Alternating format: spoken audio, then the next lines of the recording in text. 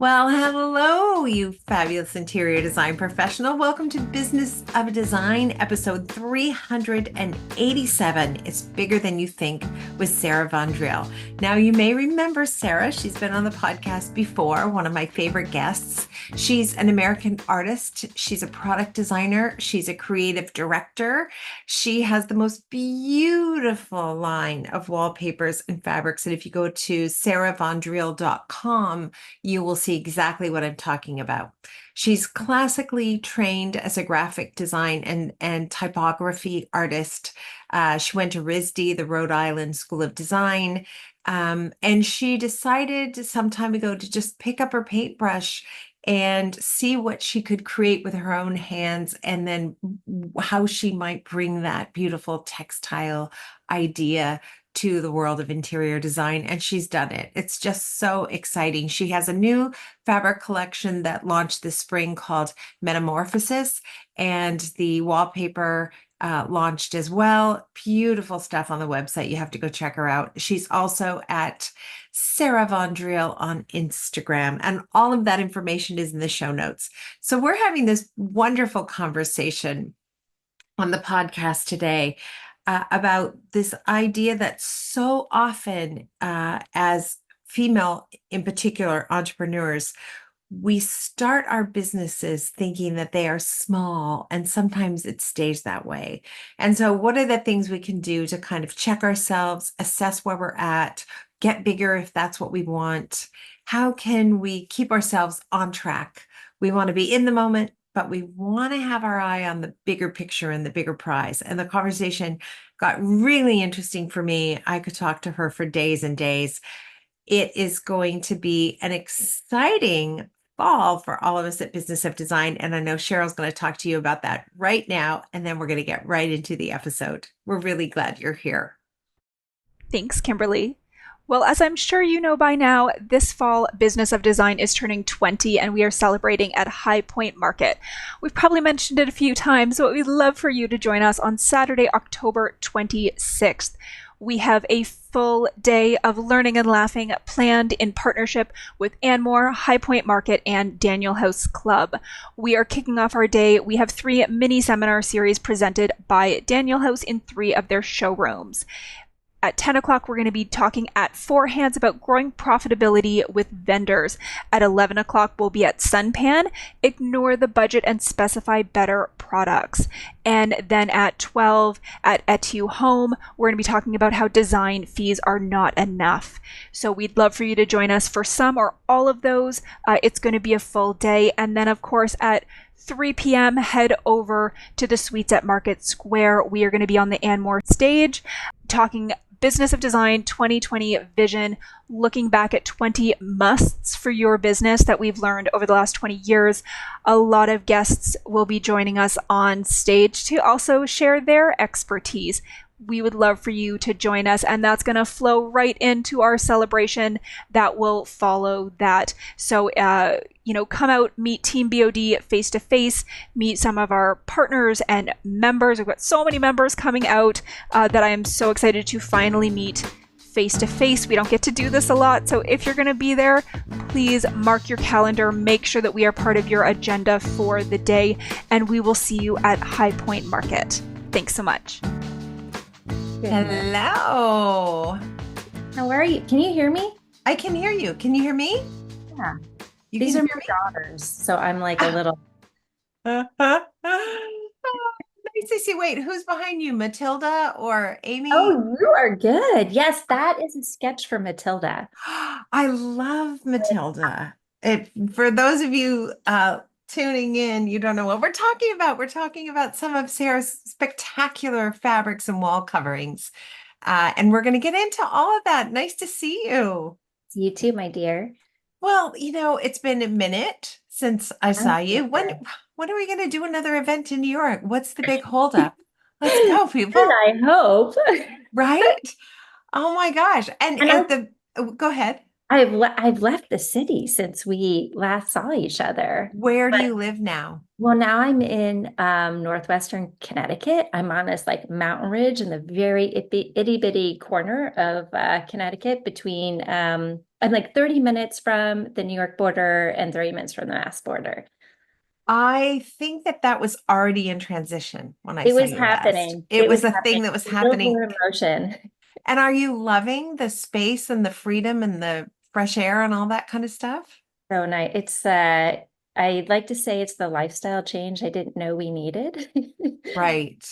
Amazing. Yeah, it's just everything is just more still. It's simpler, like simpler living. I like being outside all the time. It's not a project to go to get out of the city. Like I used to have to take a taxi to go get my car. I parked my car in Harlem, and then you had to like drive back. I lived in a pre-war co-op. We had no doorman. I have a kid. I'm a single mom, so it was just like a project. And now I just go outside my door and get my car. It sounds silly, but like it's that those Mhm. kinds of lifestyle changes that just make things easier. No, it doesn't sound silly at all. And I think sometimes it's just the juxtaposition of those two things. Like I'm sure you still love the city and that frenetic pace, but there's Yeah. a time and a place for it. And you're just not, that just wasn't where you were at this Exactly. moment. So Yeah. that's Yeah. really exciting. And has that shown up in your work? Has that extra time Absolutely. and space? Really? Completely. Yeah. And I just this spring and coming up for fall, I launched a new collection of fabrics. I presented at Deco Op in January, and then we fully launched it in the spring. And it's all botanicals, which I haven't done in probably 4 years. Right. So there's clearly something happening there, which is good. My work is shifting. I'm starting to use pencil now, which doesn't sound very groundbreaking, but for me, it it is because I really I love pencil and line drawings. I yeah. completely love that. Oh, that's just so cool. Well, last time you and I spoke, it was just a throwaway line during the podcast, and you said something about, it's bigger than you think, and you were referring to your business, which was relatively new at that point. Now you're a veteran, so many seasons in and so many collections later. But do you still have that idea that it's bigger than you think? And let's talk about that. Let's explore that theme because I think for so many interior design professionals, I hear them say things like, "Oh, I'm just a decorator," or "I just work from home," or I didn't go to school. I just do this because I love it. Like there's all these pre-qualifiers that I don't like. So it's bigger than you think. What did you mean by that? Hey, designers, just popping in to remind you of the wonders of Daniel House Club. DHC simplifies your design business, offering everything you need in one place. No more wasting time managing orders. They've got that covered, so you can concentrate on creating beautiful spaces. Plus, they offer some of the best trade pricing on top brands like Four Hands, Curry & Co., and Hudson Valley Lighting, with flat rate shipping. To join, visit danielhouse.club and use the promo code BOD2024, all caps, for 50% off your first year of their Pro Plus membership. And for you longtime members of DHC, they want to reward you for your loyalty. Use the code HighPoint2024 at checkout to receive 10% off the value of your next order. DHC is also super excited to celebrate BOD's 20th anniversary with us this fall at High Point Market. They will be sponsoring our seminar series on Saturday, October 26th, in partnership with some of their top vendor showrooms, including Four Hands, where mimosas will be on tap.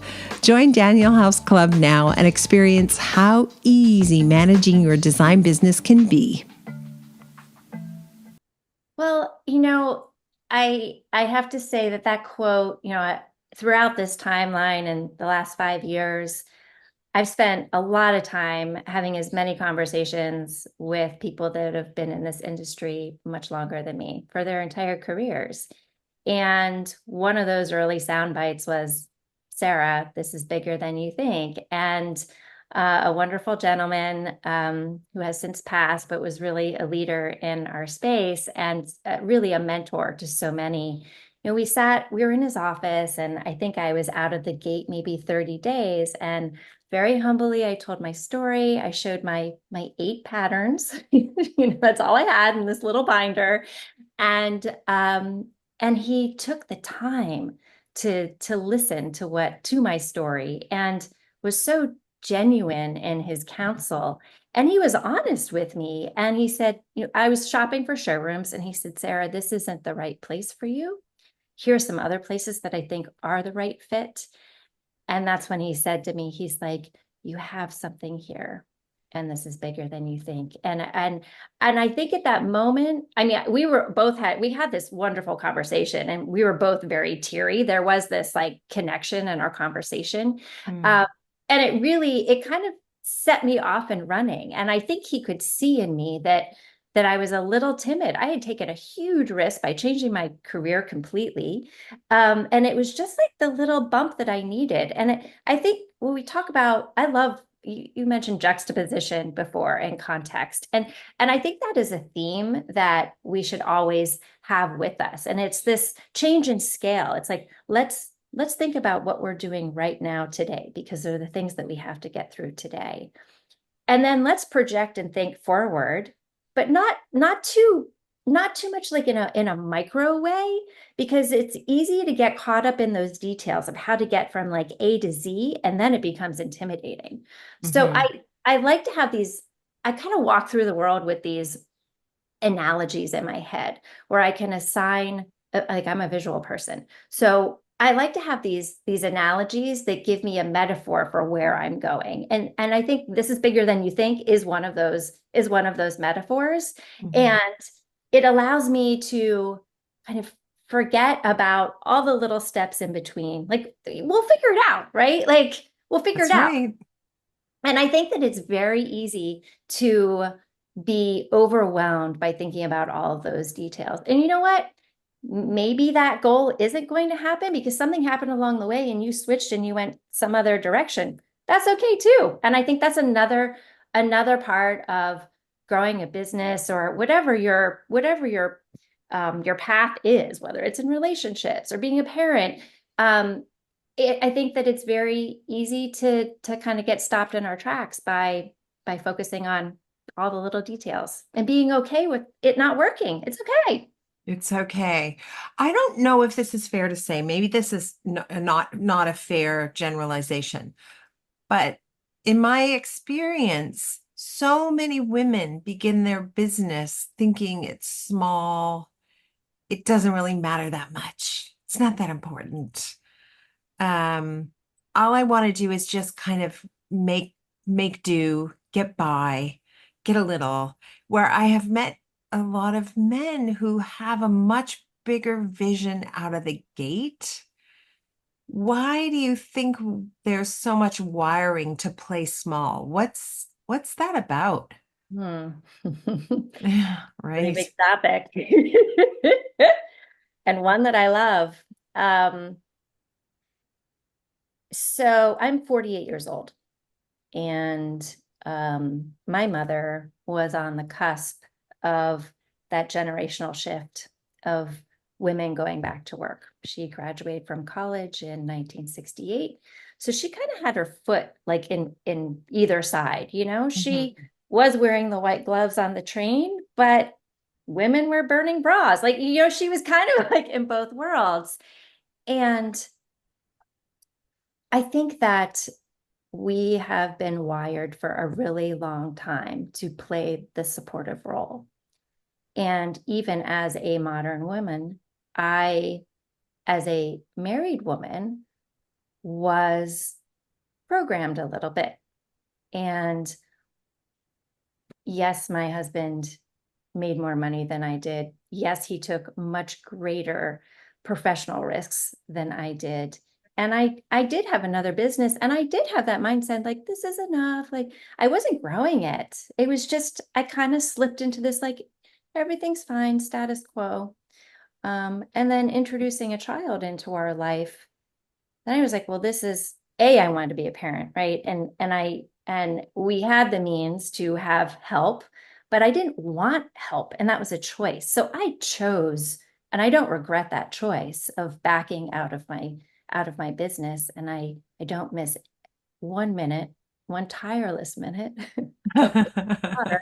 I'm very proud of my child. Um, but I slipped into this mold of I am here to support the man in my life. And I Right. think that there is a lot that is built in our DNA based on my age and the path of my grandmother and my mother. And I look at both of their roles in that traditional relationship. And there are lots of ways to support people in your life, but that doesn't mean losing your own identity or not having your own goals, whether it's goals in being a parent and how you support your child and how you participate, or if it's running a business or doing something for yourself, you know? Right. I have developed such a deep appreciation and respect for the generations of women before us. I was having a conversation with friends recently, and they're significantly older than I am, a couple of the women, and they remember a time when they could not have a credit card in their name. It could only be in their husband's name. That's in our lifetime. Yeah. I'm Yeah. like, what? Are you kidding me? Like 1974, I think women could get a credit card in their name.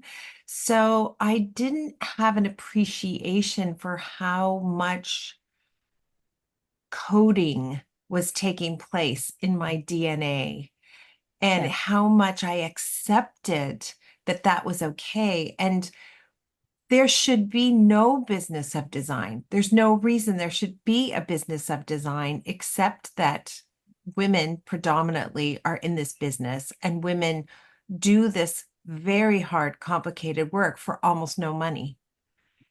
Where if it was a male dominated business, I think it would be hardwired that you'd know how to make money in this business. And the rules would be different for making money. There's a lot of restrictions on interior designers. You can't do this and you can't do that because it might be bad for the consumers, when in fact, the things that are actually bad for consumers are the contractors who get away with murder, who are Yeah. predominantly male. Yeah. So I'm just coming to an appreciation of this really late in the game. And I think that that's why this topic is so important. Like, check yourself. I don't care if it's your third week in business, check yourself. Mhm. Why does this have to be small? Why do you have to stay small? How are you holding yourself back, I guess? Yeah. Yeah. And when I think about all those steps from A to Z, right? Like, um, if I dwell too much, like we are swimming upstream as women in business. We absolutely are. Absolutely. And then add some additional layers to that. Like I am 100% a single parent. I am raising a child on my own. I have full legal custody. So that's a whole other layer to this. So I have that I'm swimming up against stream. And if I sit and dwell on that for too long, then I'm like, oh boy, there are a lot of barriers here. But it almost fuels me more. I'm like, I'm gonna swim upstream like no little salmon has before. Like I am just going, you know? Um, and I think I'm in both camps. Like I almost can't dwell on it for too long because like I acknowledge that these are the barriers that all of us are going through, but that is what motivates me to work Right. harder and to push through further. Well, if you're swimming some distance, you occasionally have to look up and see where the shore is to make sure Yes, you you're do. going in the right direction, right? But we're so good at the details because often a supportive role is taking care of the little details along the way. And I think so many of us get stuck in the A to Z or A to Z, and can't see the bigger picture of like, wait a minute, I'm doing all this work. Am I actually getting to a destination that matters? Where am I Yeah, headed? Where where am am I I headed? going? Yeah. And Right? I think it's important also to have the right circle around you as well. And I don't mean necessarily employees, but I have this really informal group of advisors. We don't have a quarterly meeting or anything like that. They're really just people that I have met along the way that when I have something on my mind or I need an objective opinion, and these tend to be advisors that are not in our industry, which I Mhm. also like because their perspective is just they look at things through a different lens. And every once in a while I call them. I have one, well, it's actually my tax attorney. He's wonderful. And it's just I I called him when I was thinking about leaving New York City, and I gave him a spreadsheet, and I had all the pros and cons, and I had all the finances and everything. And he knows this bigger picture of me. We've worked together for almost 25 years. And so it was, I kind of call him like my professional parent, because he's like, Sarah, fantastic idea. And not for this particular situation, but I called him one day with this crazy idea I had, and he was like, fantastic idea. I love it. It solves all these problems. And he goes, don't do it. And I was like, why? Why, man? Why, Alan? He's like, Sarah, do you really want to start a technology company? Do you have that bandwidth? And I'm like, no, Alan, you're right. It was, but yeah, okay. But Oh, I guess my point is that he have the people around you who can say, that's a fantastic idea, and support you, or, you know what, great idea, but don't put your energies into this. yeah. um, and I have a friend, I have two friends in finance who are also, super data driven, and can advise that way. So it's good to like check in with these friends when you kind of hit a roadblock, or you need somebody to help you look at that bigger picture perspective. You sort of have to be aware of your, like, I have a group of friends who I can go to if I want to whine and complain about clients, and they'll just be right there with me. And then I have a group of friends who will say, Are you kidding me? It's not the client's fault. It's your fault. Wake up. What did you do Yeah. to said you, what are you doing? It's not the client's fault. So be careful who you're asking advice from, right? Like, be aware Yeah. that the counsel you're seeking is going to be a little bit more objective, maybe. And then I have this rule that if I seek the advice of someone about a particular problem, I have to try what they suggest unless it's really just impossible. I have to try it. And it's amazing how many times I'll be like, this is never going to work. And I'll be like, okay, that was amazing. Solved every problem, you know? Um, Gosh, it's true that it's an uphill battle. And how do you occasionally recalibrate? Mm. I'm recalibrating right now. Oh, Um, as we speak. as we speak. It's been, I always use this analogy of the airplane, and everybody's heard me say this. It's like you get on the airplane and you go up to 10,000 feet, and it's like this sharp incline, right? And now you're at 10,000 feet, and you're kind of like catching your breath, right? And then it's time to turn it up and make your way up to 35 or 36, whatever it is these days. And I'm gearing up for that additional firepower. Like, that's where I am right now. And the last, I would say, 9 or 10 months, I've really pushed myself in so many capacities. Well, I moved and I bought a house. And so there was like a big lifestyle shift. But also, I've been traveling a lot, like way more. I mean, my daughter is now 13. My mom lives 30 minutes away. So it's been fantastic because, I started this business 6 months before COVID hit. So I wasn't getting around. And Right. all of these territories are very different. Design is very different across the United. It's a huge country, right? Yeah. Um, and the people that are working on our behalf all have different working styles. And so the last 9 months, I've really focused on connecting with people that we're working with in a personal and close way, meeting designers, going to events. But it does take its toll. Yeah. Racking on the miles, it just, and I am one of those people where we talk about juxtaposition is the theme. Thank you, Kimberly. I I love that intensity and being all in, just immersing myself, whether it's doing things for work events and meeting people, or whether it's diving into my painting. Like, that's who I am. I am all in. But I get back on that airplane to come home and I don't talk. And I need a couple of days of not talking and Yeah. really doing nothing. And so I have, my daughter and I have we have a beach house in New Jersey. And so we've been coming here every summer since she was a baby. And luckily, I've worked for myself for so long, like I can move my camp and work well here. And she gets on her bicycle and gets herself to swimming class and lifeguard and training and all of those things. So for me, it's as a parent, like, and a professional, it's opened me up because now I don't have to like take her. She's very independent, which is wonderful. But this That was summer, fast, right? oh my Wasn't God, that fast? Oh my gosh. Yeah. crazy.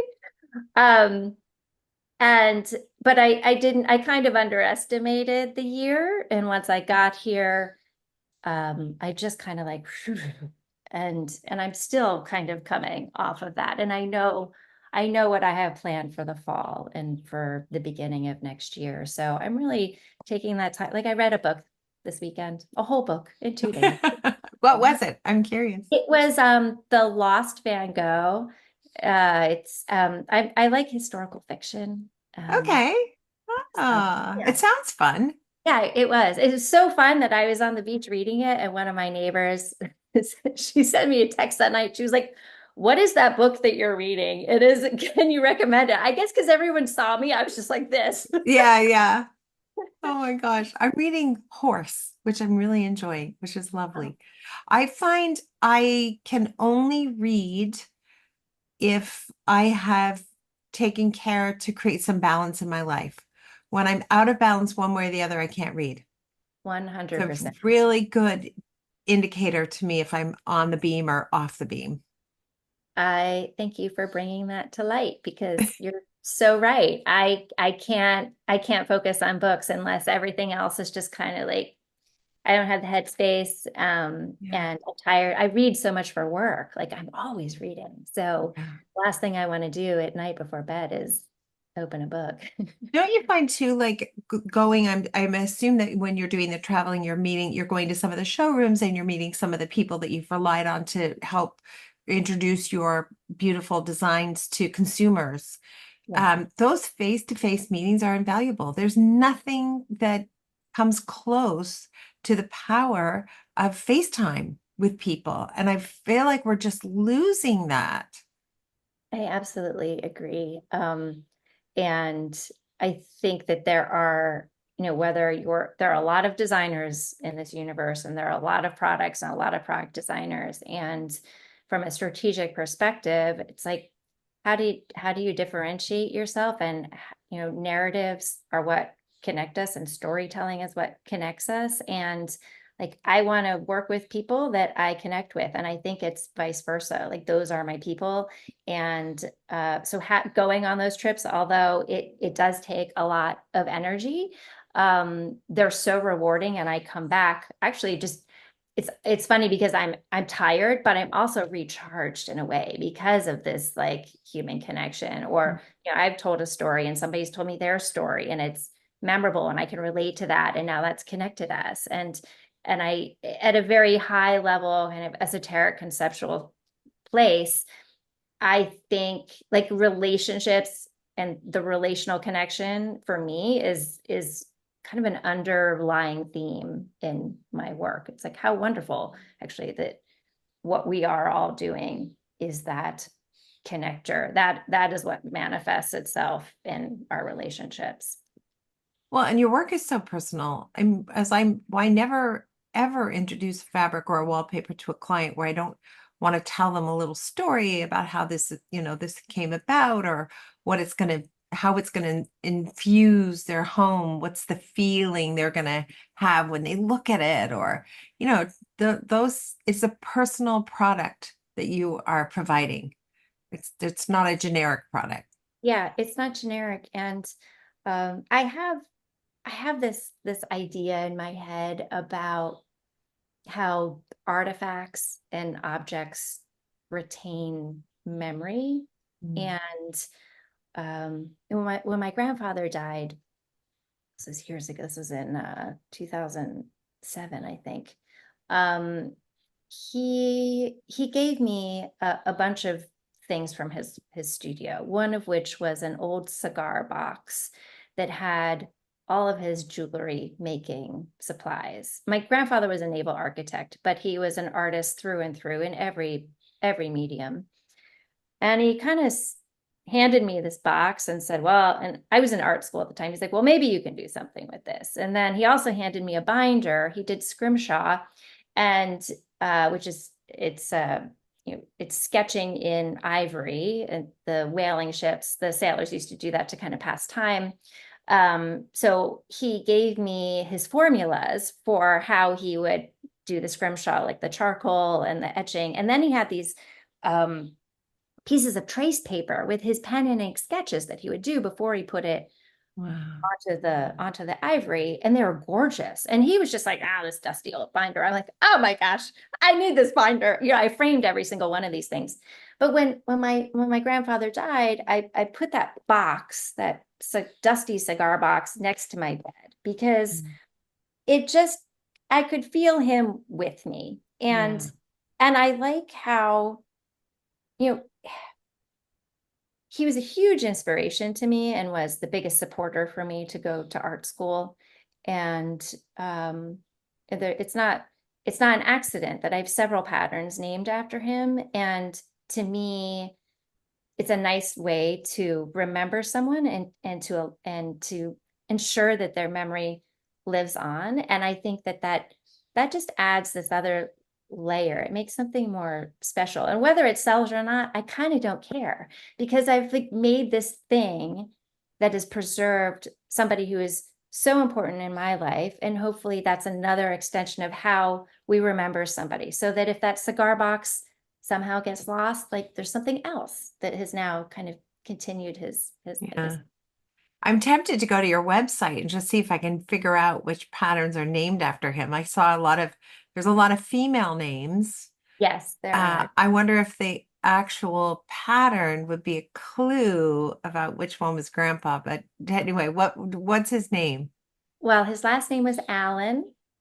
So Okay. the Allen pattern, he actually has three patterns. He fits very prominently in the collection. That's amazing. I love that. So for anyone listening who is sort of feeling like they can't get to the next level, or maybe even worse, that they're not meant to go to the next level. They're just meant to have this little business that brings them a little money and a little satisfaction. What can we say to shake them up? It doesn't have to be perfect. Mm. Yeah. Um, I'll tell a little story about that. Um, when my marriage ended, I started working with a therapist, and I still work with her to this day. And while I'm not processing, emotional trauma, which is, there's a healing process that is different for everybody.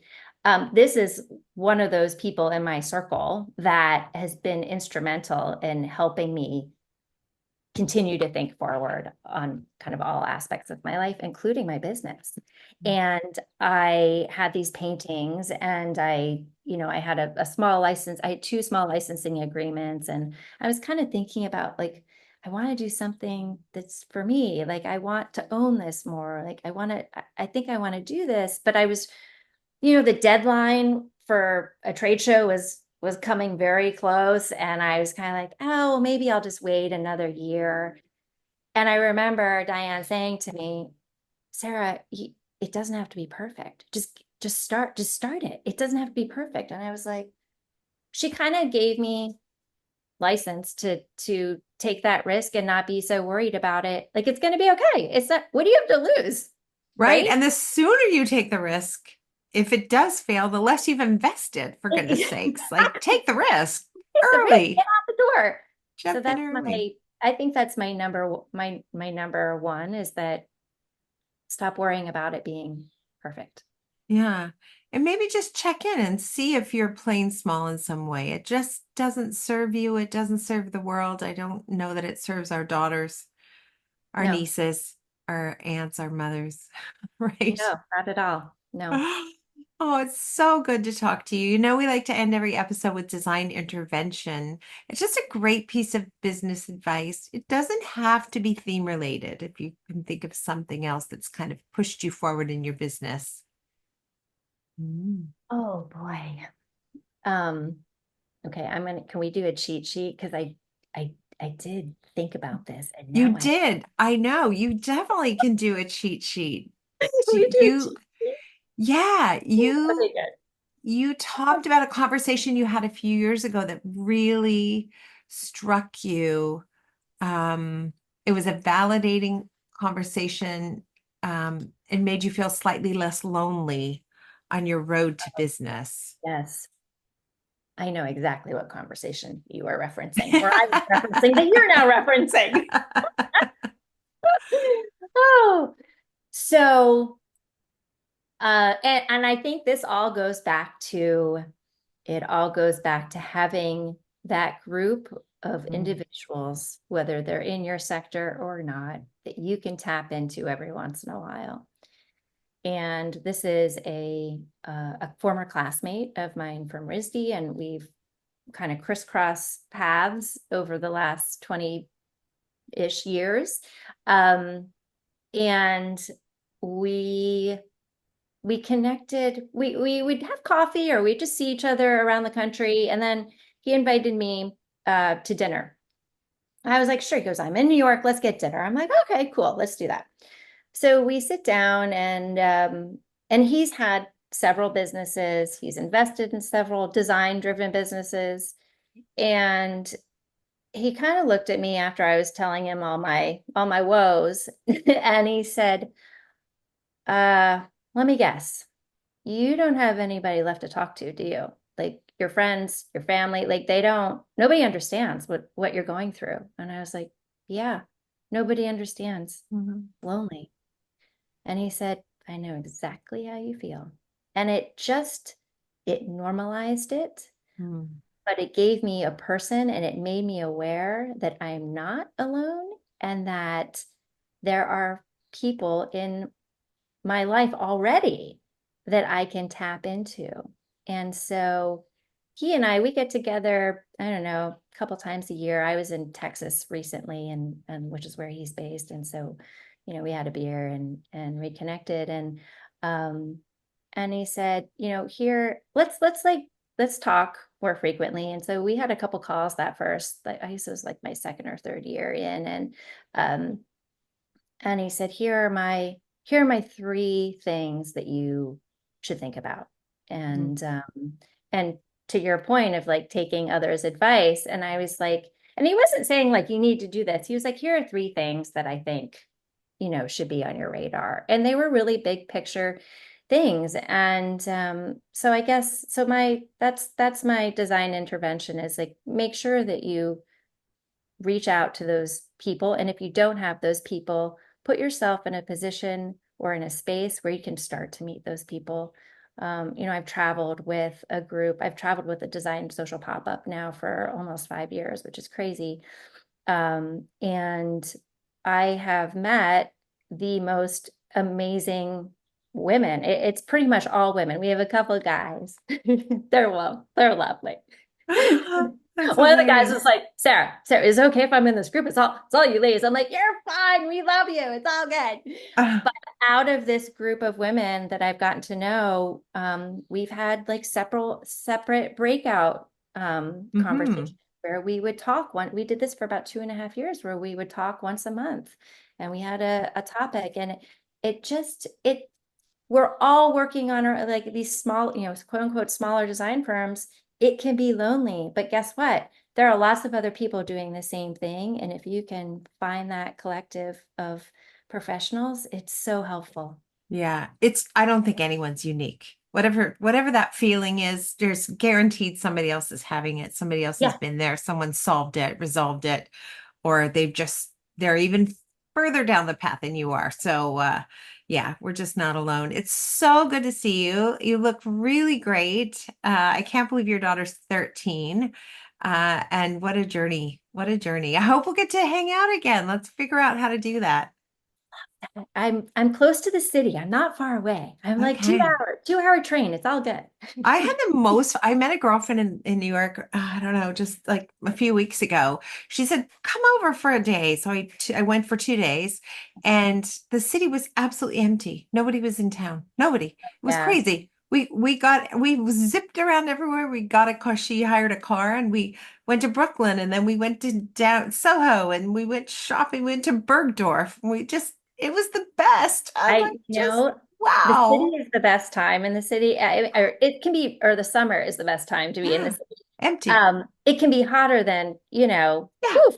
And I was there last week for like 36 hours and I went to my showroom and had like a bunch of meetings and the same thing. I'm like, oh, I love it when I have this place to myself. It's fantastic. Amazing. I'll take the heat. I don't mind one bit. It was fantastic. Anyway, I'll take New York any time of the year. So yeah, absolutely.